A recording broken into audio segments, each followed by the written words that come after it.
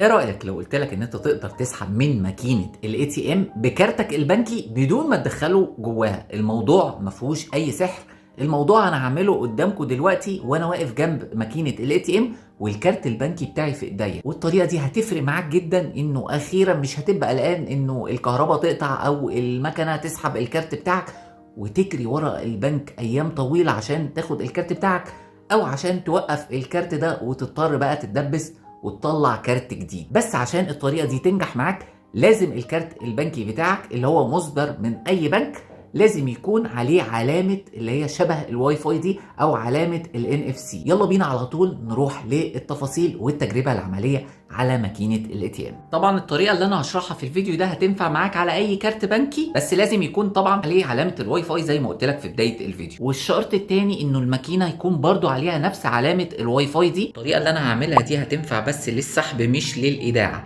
خلي بالك، يعني انت لو عملت الطريقه دي على الماكينه بمجرد ما يفتح لك الاختيارات مش هتلاقي خيار الايداع. حتى لو المكنه بتدعم الايداع، الايداع لازم يتم عن طريق ادخال الكارت.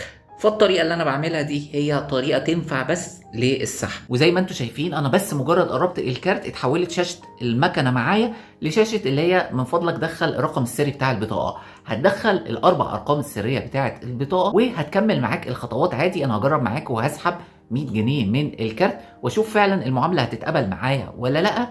وزي ما انتم شايفين انا سحبت ال 100 جنيه بدون اي مشاكل. زي ما انتم شايفين بعد ما تمت المعامله الماكينه اوتوماتيك خرجت من بيانات الفيزا ورجعت للوضع المصنع العادي اللي انت بتقابله في بدايه دخولك على اي ماكينه اي تي ام، عشان ما حدش يقلق ويقول انا ممكن اعمل العمليه وبعد كده حد ورايا يجي يكمل على العمليه او يسحب بياناتي. فيش الكلام ده، المكنه اوتوماتيك بتعمل زي لوج اوت كده من بيانات الفيزا بمجرد ما تخلص عمليتها. في نهاية الفيديو لازم تبقى عارف مميزات وعيوب الطريقة دي.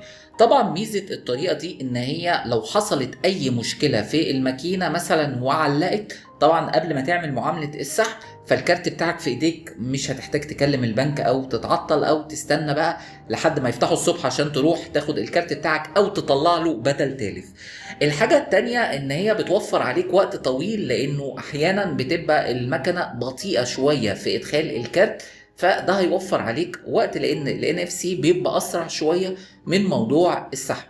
عيب بقى الطريقه دي انه الماكينات في مصر تقريبا حوالي يعني مثلا نقول 80% منها ما فيهاش خاصيه ال NFC. يعني مش كل المكن بلاقي فيه الخاصيه دي، وحتى لما بتبقى موجوده المكنه بعد فتره بتتعطل فيها. طبعا الناس اللي بتقول مثلا انه ممكن تحصل المعامله والمعامله ما تتمش وكده مش هكون حطيت الكارت، فحتى لو المعامله لا قدر الله ما تمتش والماكينه عطلت مش هتبقى خسرت الفلوس والكارت. ساعتها هتعمل نفس الخطوه اللي بتعملها مع ما تحط الكارت، هتراسل البنك وساعتها الكاميرات اللي في الماكينه هتشوف ان في معامله خصم حصلت لكن الجرد بتاع الماكينه زي ما هو، وبالتالي برضه هتترد لك فلوسك. يفضل الطريقه دي تستخدمها على نفس ماكينات البنك. يعني انت مثلا انا اتعاملت مع البنك الاهلي جربتها على ماكينه البنك الاهلي. لو حد دلوقتي هيسالني يقول لي لو انت قدامك الطريقه دي وطريقه ادخال الكارت، هقول لك طبعا اختار الطريقه دي حفاظا على الكارت، لان الواحد اتلدغ كتير من موضوع انه الكارت بيتسحب في الماكينه.